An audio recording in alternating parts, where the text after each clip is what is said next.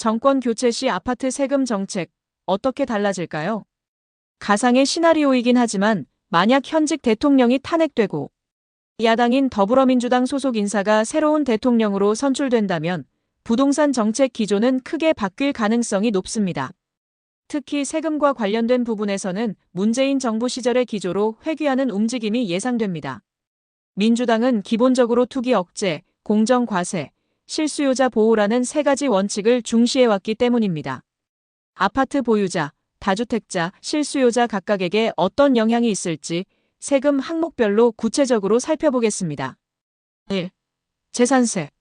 현재는 공시가격에 따라 누진세율이 적용되며 1주택 실거주자에게는 일부 감면 혜택이 주어지고 있습니다. 그러나 민주당은 공시가격 현실화를 강하게 추진해왔던 만큼 향후에는 공시가격이 다시 오르고 이에 따라 재산세 부담도 증가할 수 있습니다. 특히 공시가격 9억 원 이상 고가 아파트 보유자나 다주택자는 세금 부담이 커질 가능성이 크며 반대로 1주택 실거주자나 고령층에게는 감면 혜택이 유지될 가능성이 높습니다. 2. 종합부동산세 종부세. 윤석열 정부에서는 종부세 완화 정책이 추진되면서 1가구 1주택자의 공제금액 상향, 다주택자, 중과세 완화 등의 조치가 이뤄졌습니다. 그러나 민주당이 다시 집권한다면 이러한 완화 조치들이 되돌려질 수 있습니다. 예상되는 변화는 다음과 같습니다.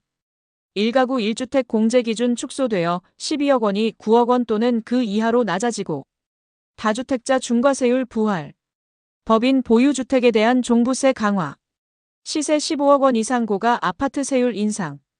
이러한 흐름은 고가 자산과 다주택 보유자에 대한 과세를 강화하겠다는 정책 방향과 맞닿아 있습니다. 3. 양도소득세 양도세. 현재는 보유기간 중심으로 세율이 적용되고 다주택자에 대한 중과세율도 일부 완화된 상태입니다. 하지만 민주당 정권이 들어선다면 과거처럼 다주택자에 대한 중과세가 부활할 가능성이 큽니다.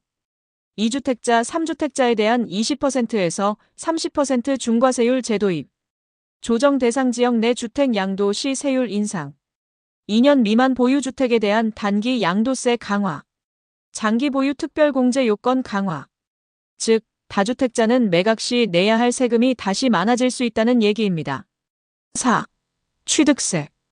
취득세 역시 다주택자나 법인을 통한 부동산 취득에 대해 다시 강화되는 방향으로 바뀔 수 있습니다. 2주택 보유 시 8%, 3주택 이상은 12% 중과세율. 법인 명의로 아파트 취득 시 높은 세율 재적용. 신탁, 지분 쪼개기 등 우회 취득 방식에 대한 규제 강화.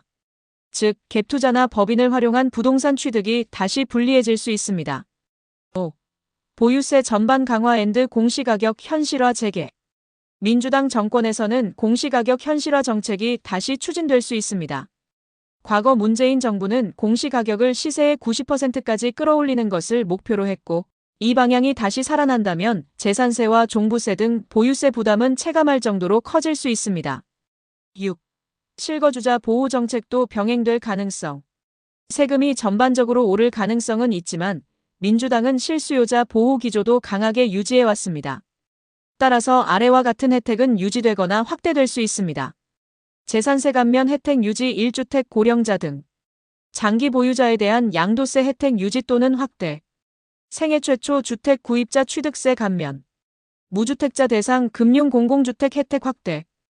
요약 정리. 민주당 집권 시 예상되는 것으로는 재산세 공시지가 인상 보유세 증가 가능성, 종부세 다주택자 및 고가 주택 중심 강화, 양도세 다주택자 중과 부활, 단기 보유 중과 확대, 취득세 다주택자 법인 명의 중과세율 적용 가능, 기타 공시지가 현실화 재개, 실수요자 보호 병행. 결론적으로 민주당 정권이 들어설 경우 아파트 관련 세금 정책은 크게 세 가지 방향 투기, 억제, 보유 부담 증가, 양도시 과세 강화로 흘러갈 가능성이 큽니다. 다주택자와 고가 주택 보유자에게는 불리한 환경이 조성될 수 있지만 실수요자나 무주택자에게는 혜택이 유지되거나 확대될 수 있습니다. 부동산 전략 수립 시 이런 흐름을 고려할 필요가 있습니다. ABC 헤드라인은 구독자 여러분과 늘 함께합니다.